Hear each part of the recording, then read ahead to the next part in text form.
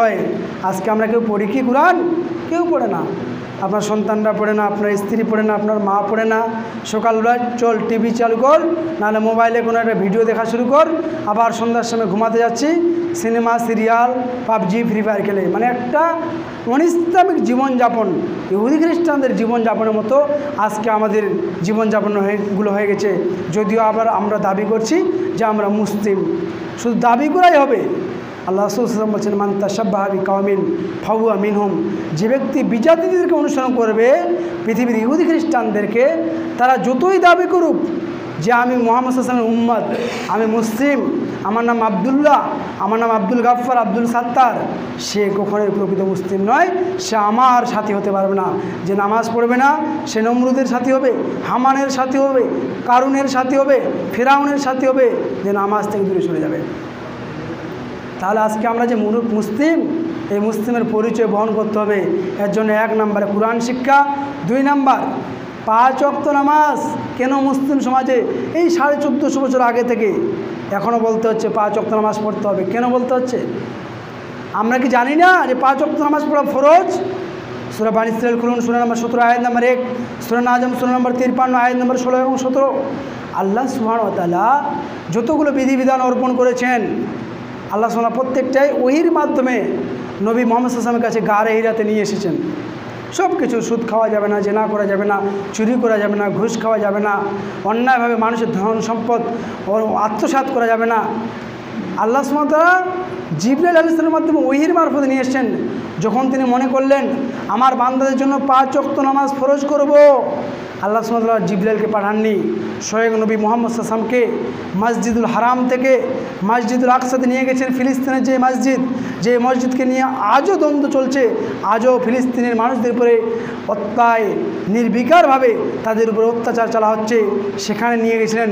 সেখানে সমস্ত নবী রাসূলদের পিছনে, নবী রাসূলদের সামনে আমাদের নবী মুহাম্মদ সাল্লাল্লাহু আলাইহি ওয়াসাল্লাম ইমামতি করেছিলেন। সেখান থেকে বুরাকের সাহায্যে আল্লাহ সুবহানাহু ওয়া তাআলা তাকে সপ্তম আকাশ মিরাজে ভ্রমণ করিয়েছিলেন। এই ইতিহাস আমরা অনেকেই জানি। সেই মিরাজে ভ্রমণের পরে আল্লাহ সুবহানাহু ওয়া তাআলা আমাদের জন্য 50 ওয়াক্ত নামাজ দিয়েছিলেন।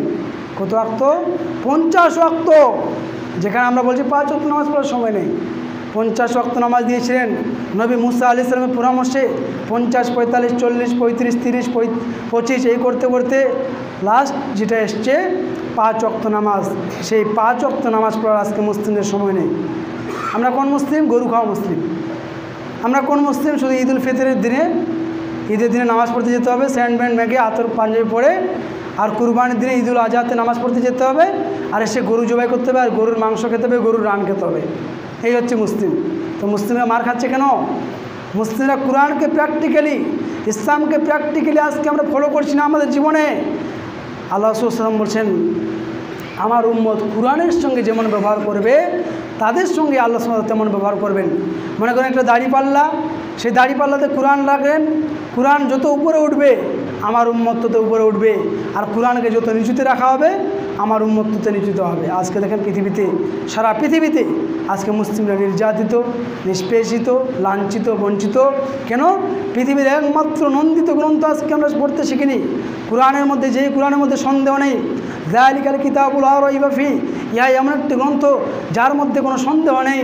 সেই সন্দেহহীন বই, যার মধ্যে কোনো সন্দেহ নেই, সন্দেহের লেশমাত্র কোনো অবকাশ নেই, সেই কোরআন পড়ি না। সন্তানকে শেখাচ্ছি কি? উইলিয়াম শেক্সপিয়ারের কবিতা, কাজী নজরুল ইসলামের কবিতা, মাইকেল মধুসূদন দত্তের কবিতা, রবীন্দ্রনাথ ঠাকুরের কবিতা, অনেক কিছু শেখাচ্ছি। এগুলো শিখান, বারণ করছি না, কিন্তু প্রথমত আপনার সন্তানদের ব্রেনে যেটা পুশ করতে হবে সেটা হচ্ছে আল কোরআনের শিক্ষা। এমনকি আজকের পৃথিবীতে যারা জায়োনিস্ট, ইহুদি যারা, তারাও তাদের সন্তানদেরকে প্রথমত আলিফ বা তাসা শিক্ষা দেয়। এটা অনেকে আমরা জানি না।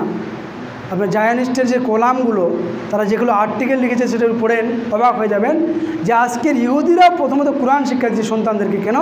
তারা যদি কোরআন শিখে, এই কোরআন থেকে তারা সব জ্ঞান পেয়ে যাবে।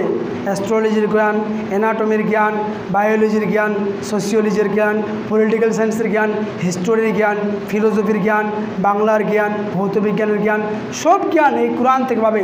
এই জন্য পৃথিবীর ইহুদি খ্রিস্টানরাও আজকে তাদের সন্তানদেরকে প্রথমে কোরআন শিক্ষা দিচ্ছে। কোরআন পড়াশোনা করো, কোরআন নিয়ে অধ্যয়ন করো, কোরআন নিয়ে গবেষণা করো, কিছু তৈরি করো। আর আমরা মুসলিম সমাজে বসবাস করি, নিজেদের নাম বলি মুসলিম, নিজেদের সন্তানদের নাম মুসলিম, 7 দিন আগে করে মুসলিম নাম রাখা হয়েছে, কোরআন পড়তে জানি না, কোনো দাম নেই, 5 পয়সা দাম নেই, মূল্য নেই, কোনো দাম নেই আপনার। যদি আপনার সন্তানদের কোরআন শিক্ষায় শিক্ষিত না করতে পারেন, আপনি নিজেও যদি কোরআন শিক্ষা না অর্জন করতে পারেন, আপনার দাম নেই। চায়ের দোকানে গিয়ে খুব আড্ডা মারতে পারছেন, আপনার ছেলে মেয়ের কোথায় বিয়ে হয়েছে, কোথায় কী আছে, বিহারির বাড়ি কোথায়, সব মনে রাখতে পারছেন। কোরআন পড়তে আসলে তখন মনে থাকে না। এগুলো আপনার শয়তান বলছে, এগুলো আপনার অন্তরকে ভাবাচ্ছে, শয়তান ভাবাচ্ছে।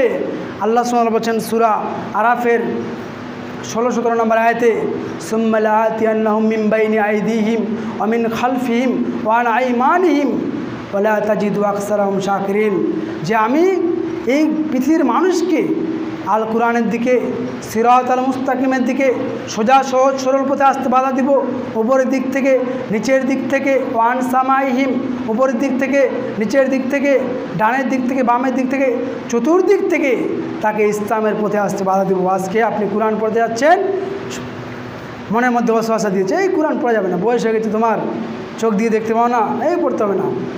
সন্তানকে এই কোরআনকে পড়ে, এগুলো গরিবের বিদ্যা, এগুলো ফকিরি বিদ্যা। কে বলেছে ফকিরি বিদ্যা? ডক্টর জাকির নায়েকের মতো এত বড় ইসলামিক স্কলার, নাসিরুদ্দিন আলবানির মতো বিশাল বিখ্যাত স্কলার, শাইখ আব্দুর রাজ্জাক বিন ইউসুফ, মতিউর রহমান মাদানী, বড় বড় যে সমস্ত আলেম ওলামারা, তারা কি ফকির হয়ে গেছে? বরং তাদের এত টাকা হয়ে গেছে, আল্লাহ সুবহানাহু টাকা দিয়েছেন, যে তারা টাকা ডোনেট করছে, বই বিতরণ করছে, বই ছাপিয়ে বই তারা বিতরণ করছে। এই ফকিরি বিদ্যা, এই চিন্তা ভাবনা আমাদের ব্রেনে ঢুকে গেছে। না, কোরআন ফকিরি বিদ্যা নয়, কোরআন পৃথিবীর সবথেকে উন্নত শিক্ষা। পৃথিবীতে যেই বই পড়ুন না কেন, বইয়ের 2-3 পাতায় লেখা আছে, এই বইয়ের মধ্যে ভুল থাকতে পারে, কেউ জানান, পরবর্তী সংস্করণে যখন আবার কোনো সময় ছাপানো হবে, সেটাকে সংশোধন করে নেওয়া হবে। একমাত্র গ্রন্থ, একমাত্র কিতাব, চূড়ান্ত কিতাব, 1450 বছর পার হয়ে গেল, একটা নুক্তা জাবার, একটা পেশ, একটা তাসদিদ, একটা সাকিন পর্যন্ত পৃথিবীর এখন কোনো মানুষ পরিবর্তন করতে পারেনি। যারা চেষ্টা করেছে, মরিস বুকাইলের মতো মানুষ চেষ্টা করেছে, উইলিয়াম ক্যাম্বেলের মতো মানুষ চেষ্টা করেছে, কিন্তু তাদেরকে কোরআনের ছয়াতে তাদেরকে ইসলাম গ্রহণ করতে হয়েছে।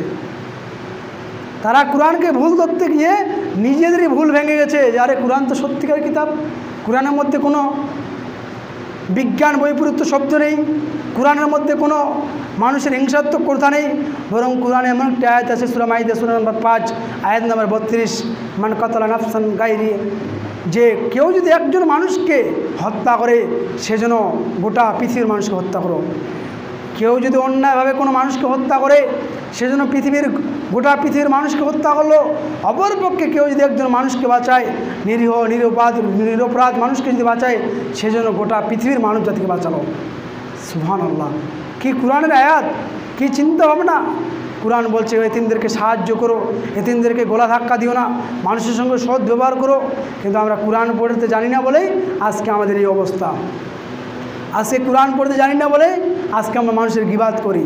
আমরা সূরা হুজুরাতের 12 নম্বর আয়াত পড়িনি, সূরা হুজুরাতের 6 নম্বর আয়াত পড়িনি, সূরা হুমাজা 104 নম্বর সূরার 1 নম্বর আয়াত পড়িনি, ওয়াইলুল লিকুল্লি হুমাজাতিল লুমাজা, ধ্বংস সুনিশ্চিত ওই সব মানুষদের জন্য যারা মানুষের সামনে এবং পশ্চাতে নিন্দা করে, গিবাত করে। এই কোরআন পড়িনি, এই জন্য আমরা মিথ্যা কথা বলতে ভয় পাই না। যারা মিথ্যা কথা বলবে, আল্লাহ রাসূল বলছেন তাদেরকে পরকালে এরকম লোহার বাঁকা লাঠি, এই যে লাঠি দেখছেন লোহার মতো বাঁকা লাঠি, যারা মুখ দিয়ে মিথ্যা কথা বলবে, তাদের এই গালের এইদিকে লাগানো হবে, ফেলে দেওয়া হবে, আবার এটাকে এইদিকে বাম দিকে করা হবে, এটা ঠিক ঠাড়তে পারতেই আবার এটা ঠিক হয়ে যাবে, এইভাবে শাস্তি হতে থাকবে। যারা মিথ্যা কথা বলে, যারা সুদ খায়, যারা ঘুষ খায়, তাদের পেটগুলো অনেক বড় বড় উঁচু হবে, দূর থেকে দেখা যাবে তাদের পেটের মধ্যে সাপগুলো কিলবিল কিলবিল করছে, সাপের মধ্যে তাদের পেটের মধ্যে দেখা যাবে সাপগুলো কিলবিল করছে। যারা সুদ খায়, ঘুষ খায়, ঘুষ দেয়, যারা জেনা করে, তারা উলঙ্গ অবস্থায় ফুলে ফেঁপে থাকবে এবং তারা এত দুর্গন্ধ হবে, মনে হবে টয়লেটের থেকে বেশি গন্ধ। তাহলে দেখেন এই কোরআনের কত সুন্দর আয়াত রয়েছে, কত সুন্দর হাদিস রয়েছে, কিন্তু আমরা এগুলো জানি না, বুঝি না বলেই আজকে আমরা আমল করি না। অতএব কোরআন পড়তে হবে, কোরআন জানতে হবে, কোরআন অনুযায়ী জীবন পালন করতে হবে। তাহলে আমাদের আজকে আলোচনা শেষের দিকে 1 নম্বর পয়েন্ট, যারা 5 ওয়াক্ত নামাজ আদায় করি না, অতি শীঘ্রই আমরা 5 ওয়াক্ত সালাত আদায় করা শুরু করবো। সকলে বলি ইনশাআল্লাহ, সকলে বলি ইনশাআল্লাহ। অনেকে বলছে ইনশাআল্লাহ বলবো না, ইনশাআল্লাহ নামাজ ধরতে হবে। আপনাকে তাও ইনশাআল্লাহ বলতে হবে। কেন? আপনি বাড়ি এখান থেকে যাচ্ছেন, আর যদি মারা যান আপনার এই যে আল্লাহ কবুল করলে আপনাকে ক্ষমা করে দিতে পারেন। কিন্তু আজকে আমরা ইনশাআল্লাহ বলারও জাতি নেই। ইনকিলাব জিন্দাবাদ, আমরা খাবো ডান্ডা ভাত, এগুলো বলতে খুব আছি। কোন পার্টির কোন পতাকা নিয়ে বেড়াতে হবে, ঝান্ডা নিয়ে বেড়াতে হবে, এগুলো সব আছি, কিন্তু ইসলামের দিকে সব আমরা পিছিয়ে। 1 নম্বরে নামাজ শুরু করতে হবে, 2 নম্বরে পরিবারটাতে পর্দার সিস্টেম করতে হবে, 3 নম্বর সবাইকে বলা হচ্ছে আগামীকাল থেকে আপনাদের সন্তানদেরকে মক্তবে পাঠাবেন। পৃথিবীর মহান বিশ্ববিদ্যালয় মক্তব কেন, এই শিরোনামে আমার একটা বই বেরোবে সামনে মাসে, যে পৃথিবীর মহান বিশ্ববিদ্যালয় মক্তব। পৃথিবীতে যত বিশ্ববিদ্যালয় আছে, হার্ভার্ড হোক আর ক্যামব্রিজ হোক, তার থেকেও মহান বিশ্ববিদ্যালয় হচ্ছে মক্তব। অতএব আল্লাহ সুবহানাহু দোয়া রাখি, আল্লাহ সুবহানাহু যেটুকু শুনলাম সেটুকু যেন আমল করার তৌফিক দান করেন সকল বলি আল্লাহুম্মা আমিন। এবং আল্লাহ সুবহানাহু দোয়া রাখি, হে আল্লাহ আমরা বড় গুনাহগার, আমরা বড় পাপিষ্ঠ বান্দা, হে মাবুদ তুমি আমাদেরকে সকলকেই আমাদেরকে হিদায়াত দান করুন সকল বলি আল্লাহুম্মা আমিন। এবং হে আল্লাহ সুবহানাহু তাআলা আমাদের যারা বাড়িতে এবং হাসপাতালে অসুস্থ রয়েছে তাদেরকে যেন সুস্থতা দান করেন সকল বলি আল্লাহুম্মা আমিন। এবং পৃথিবীতে যারা মরে গেছে মুমিন এখন তাদের কবর শাস্তিকে মাফ করে দিন সকল বলি আল্লাহুম্মা আমিন। এই বলে সংক্ষিপ্ত পরিসরে